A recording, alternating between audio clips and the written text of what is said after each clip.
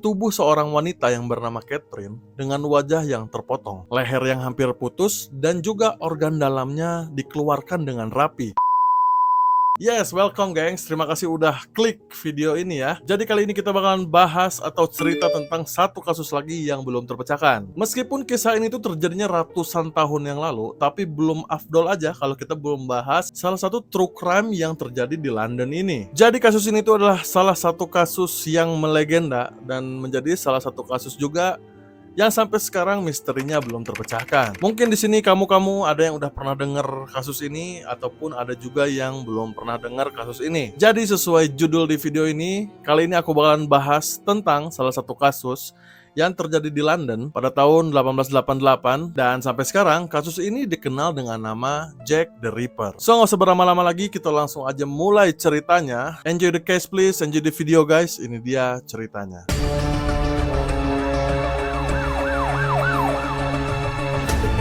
Jadi ini adalah salah satu kasus pembunuhan yang dulunya dikenal dengan pembunuhan Whitechapel. Nah, kenapa disebutnya Jack the Ripper? Nama Jack itu udah jadi panggilan buat para kriminal. Makanya media menjuluki kasus pembunuhan ini itu adalah kasus Jack the Ripper. Tragedi ini dimulai dari Charles Cross, seorang laki-laki, seorang pria yang pada saat itu sedang berjalan melewati Buckrow yang ada di distrik Whitechapel di London pada tanggal 3 Agustus tahun 88. Di tengah perjalanan, langkah kaki itu terhenti guys karena dia melihat sesuatu yang ada di tanah. Lebih tepatnya dia melihat seseorang yang tergeletak di tanah. Sebenarnya di distrik ini ya atau di jalan ini, hal ini tuh udah biasa terjadi. Bisa aja seseorang itu habis minum alkohol atau di bawah pengaruh alkohol terus mabuk, kemabukan gitu ya. Terus nggak sengaja ketiduran di tempat tersebut. Nah, awalnya pemikiran Charles kayak gitu. Tapi pas tubuh itu dia deketin, pikiran Charles yang pertama tadi langsung buyar guys. Karena apa? Karena ternyata leher dari tubuh seseorang yang tergeletak tadi udah dalam posisi tersayat atau udah disayat sampai hampir putus dari badannya. Dan juga perutnya udah kebuka, udah menganga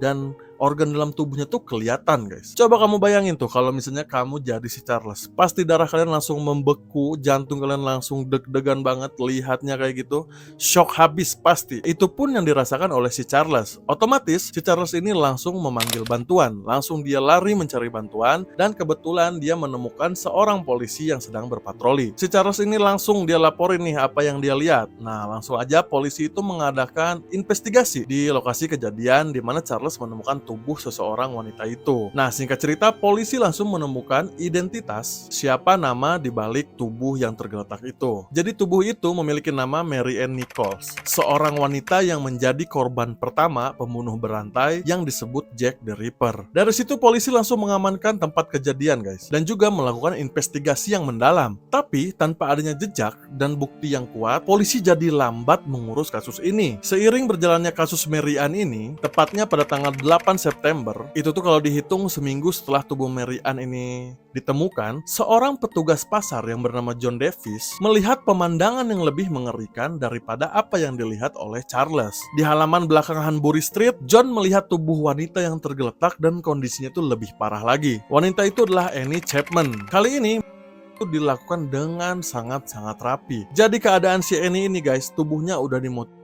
Organ dalamnya dikeluarkan secara presisi dan juga rapi. Nah, di sini barulah polisi mendapat petunjuk atau clue yang mereka percaya kalau misalnya pelakunya ini adalah orang yang ahli bedah ataupun orang yang bekerja di bidang medis. Tapi gengs, meskipun ada petunjuk atau jejak, polisi atau pihak berwenang tetap tidak berhasil menyentuh Jack the Ripper ini. Berlanjut pada tanggal 30 September di tahun yang sama, dua wanita ditemukan tewas di malam yang sama, Elizabeth Stride dan juga Catherine Eddowes. Nah, Elizabeth ini ditemukan lebih dulu, tapi ditemukan dengan luka sayatan di lehernya aja. Jadi, polisi mengira kalau misalnya pelaku ini mendapat gangguan pas lagi menjalani aksinya. Jadi nggak keburu diapa-apain. Dan 45 menit kemudian, Edward Watkins, seorang polisi yang sedang berpatroli, menemukan tubuh Catherine di Mitre Square dengan keadaan yang lebih parah lagi. Jadi dia menemukan tubuh seorang wanita yang bernama Catherine dengan wajah yang terpotong, leher yang hampir putus, dan juga organ dalamnya dikeluarkan dengan rapi, sama kayak yang dialami oleh Annie tadi. Nah, di situ menurut Edward ini bukan pembunuhan biasa, melainkan sebuah pembantaian. Tapi nggak sampai situ aja, gengs. Teror ini ini tuh belum berakhir ya. Pada tanggal 9 November, masih di tahun yang sama, 88, pembunuhan ini tuh jadi semakin brutal ya. Tempatnya di Myers Court. Tubuh Mary Jane Kelly ditemukan dalam keadaan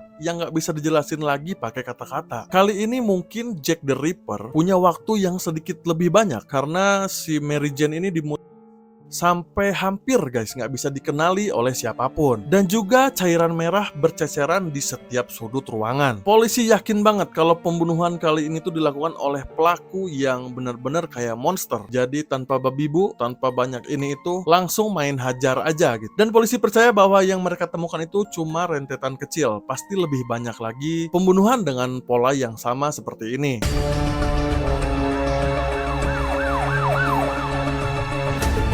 Nah, setelah semua tragedi ini terjadi guys, muncullah sebuah surat misterius yang dikirimin buat George Lass. Jadi si George ini adalah Komite Kewaspadaan Whitechapel. Nah, salah satu surat yang paling terkenal yang dikirim oleh Jack the Ripper, yaitu surat yang ditulis dari neraka atau From Hell. Jadi di surat ini tuh tertulis kayak gini, Sir, atau Pak, aku mengirimi setengah ginjal dari wanita yang kubunuh. Setengahnya lagi udah aku masak dan juga aku makan. Dan sisanya ini untukmu. Kalau kamu mau menunggu lebih lama lagi, aku juga bisa mengirimkan pisau yang kupakai buat membunuh. From Hell atau dari neraka. Dan itu tuh beneran gengs. Jadi nggak cuma surat aja yang datang, tapi dibarengin sama sebuah kotak kecil yang pas dibuka itu tuh isinya setengah ginjal manusia. Jadi menurut kamu ini bener Jack the Ripper yang kirim? Atau cuma oknum-oknum yang membuat tipu-tipu daya ya, biar ketakutan di Whitechapel itu semakin mencekam? Nah, dari semua kejadian yang terjadi di Whitechapel ini, muncullah teori atau gosip-gosip yang dibicarakan masyarakat tentang siapa sih Jack the Ripper ini. Ada banyak orang yang bilang kalau misalnya Jack the Ripper ini adalah seseorang yang ahli dalam bedah ataupun seseorang yang bekerja sebagai dokter bedah ataupun seseorang yang bekerja di bidang medis. Nah, mereka percaya kalau misalnya potongan-potongan kayak gini cuma bisa dilakukan oleh orang yang benar-benar mengerti ilmu medis. Ada juga yang bilang kalau pelaku ini seorang bangsawan, dan ada juga yang bilang kalau misalnya Jack the Ripper ini cuma seseorang pekerja biasa yang mahir menggunakan pisau. Tapi teori ataupun gosip yang kayak gitu nggak bisa bantu apa-apa juga. Polisi juga udah ngeklaim, udah mengerahkan semua cara, tapi tetap aja Jack the Ripper ini sulit buat ditemukan. Ya kita juga nggak tahu ya, memang benar udah dicari atau memang benar-benar sulit ditemukan. Inspektur Frederick Arbelin memimpin penyelidikan kasus Jack the Ripper dan tentunya bersama tim-tim terbaiknya. Ratusan saksi udah diwawancarai, berbagai lokasi kejadian udah diperiksa ulang. Bahkan Inspektur Frederick ini menggait dokter-dokter forensik terbaik pada saat itu buat mencari si Jack the Ripper ini. Tapi menurut dia semua bukti yang minim benar-benar ngeganggu banget dalam pencarian. Dan juga para polisi ini percaya kalau ini tuh sebuah permainan aja yang dilakukan oleh si pelaku untuk mempermainkan polisi atau pihak yang berwenang. Nah, dari sanalah media menekan kepolisian untuk segera mengungkap siapa itu Jack the Ripper. Semua berita tentang Jack the Ripper muncul tanpa henti. Bahkan sampai beberapa jurnalis atau media membuat spekulasi yang liar yang menambah memperkeruh kasus ini. Nah, karena spekulasi tadi tuh membuat para penduduk Whitechapel jadi hidup dalam rasa ketakutan dan juga kepercayaan mereka terhadap polisi semakin menurun. Dan sampai sekarang, gengs, nggak ada yang tahu siapa itu Jack the Ripper. Jadi setelah tubuh Mary Jane ini ditemukan, semuanya tuh senyap. Gak ada lagi kasus dengan pola-pola yang sama, dan seolah pembunuh brutal ini tuh lenyap dari dunia ini. Meskipun polisi terus menyelidiki dengan mengembangkan teori-teori, tapi Jack the Ripper ini tetap nggak ketemu ya, karena jejaknya begitu minim. Nah, geng, 130 tahun lebih kasus Jack the Ripper ini tanpa jawaban. Dan menurutku kemungkinan semakin kecil ya buat ngebongkar kasus ini. Dan bagi Inggris, ini menjadi salah satu cerita atau kenangan yang paling kelam bagi mereka. So guys, kayak gitulah ceritanya tentang Jack the Ripper. Bagi kalian yang baru dengar, semoga bisa nambah informasi buat kalian. Meskipun cuma 0,1% dari informasi, dari banyaknya informasi yang ada di dunia ini. Tulis di kolom komentar cerita apa lagi yang seru buat dibahas. Like, share, dan subscribe tentunya, biar channel ini semakin semangat untuk berkembang, memberikan cerita-cerita terbaik buat kalian. See you on the next guys. Ciao.